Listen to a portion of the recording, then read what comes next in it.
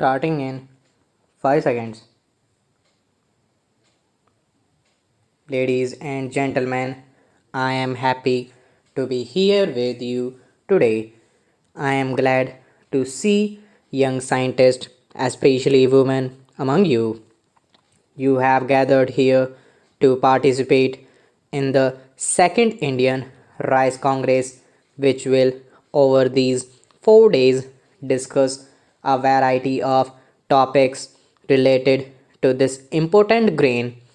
It is heartening to see a gathering of talented scientists who invest their time and energy for rice research and also for India's food security and livelihood.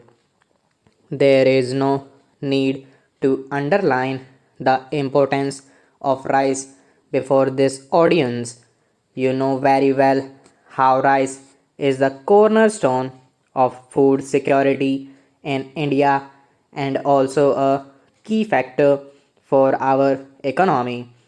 Rice also figures very prominently in our heritage and culture, right from the Vedas, our ancient literature in Sanskrit and other languages have rich references to this grain and many varieties of rice.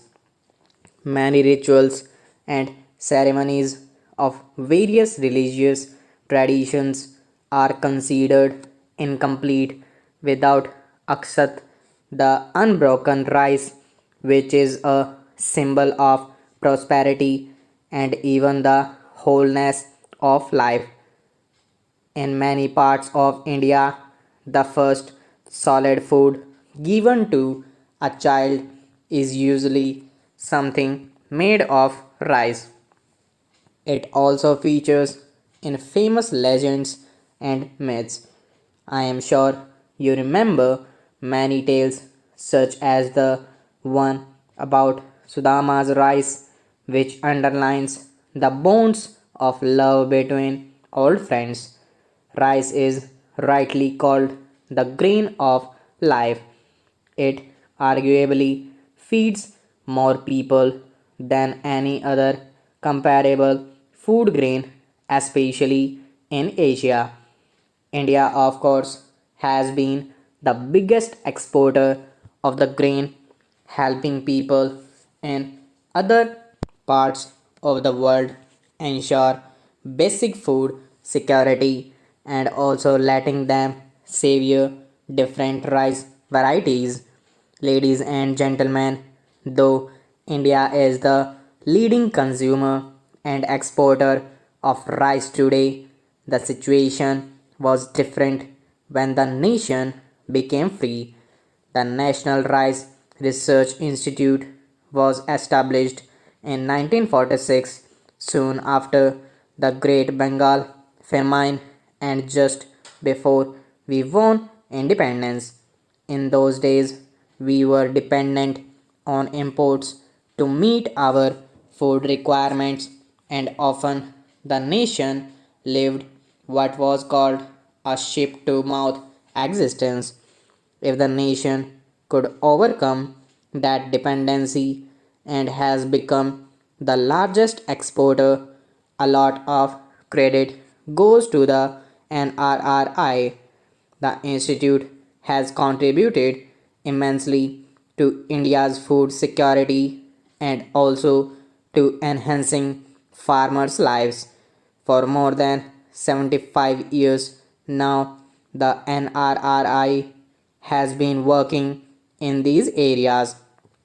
India is proud of its rich biodiversity, and that includes varieties of rice too. Every region of this country boasts of a unique rice grain of its own with a distinct taste. In the last century, as irrigation facilities expanded, rice came to be grown in new places and found new consumers. Such a shift is not always good for the water uses in some regions. The paddy crop requires high amounts of water, but many parts of the world are facing severe water shortages due to climate change. Droughts, floods, and cyclones are now more frequent, making rice cultivation more vulnerable. Even as rice has broken new ground, there are places where traditional varieties are facing challenges.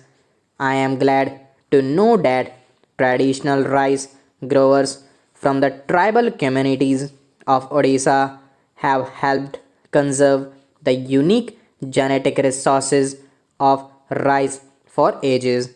I must mention here the exemplary work of Srimati Kamla Pujari from Koraput, who have been collecting and preserving hundreds of rare and endangered crop varieties, including rice. She was honored with the Padma Shri Award for her inspiring initiative. Thus, the task before us today is to find the middle path, preserving and conserving traditional varieties on one hand and maintaining ecological balance on the other. I am therefore happy to learn that NRRI scientists are actively seeking solutions by collecting, identifying, and characterizing unique rice seed that can survive these cultivation challenges. I am told that this Rice Congress has dedicated sessions to discuss those issues. Another challenge is to save the soil from excessive use of chemical fertilizers, which are considered necessary for modern rice cultivation. We need to reduce our dependence on such fertilizers in order to keep our soil health.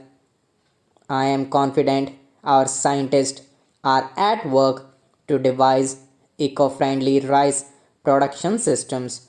Ladies and gentlemen, as rice forms the bedrock of our food security, we must consider its nutritional aspects too. Large sections of low income groups depend on rice, which is often the only source of daily nutrition for them. Therefore, delivering protein, vitamins, and essential micronutrients through rice can help combat malnutrition.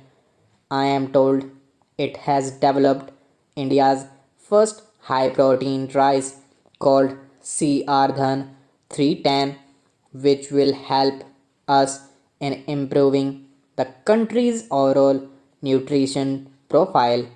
I am glad to learn that NRRI has also released a high zinc rice variety. The development of such bio-fortified varieties is an ideal example of science in the service of society. More and more of such efforts will be needed to support the increasing population amid a changing climate in the country. Stop.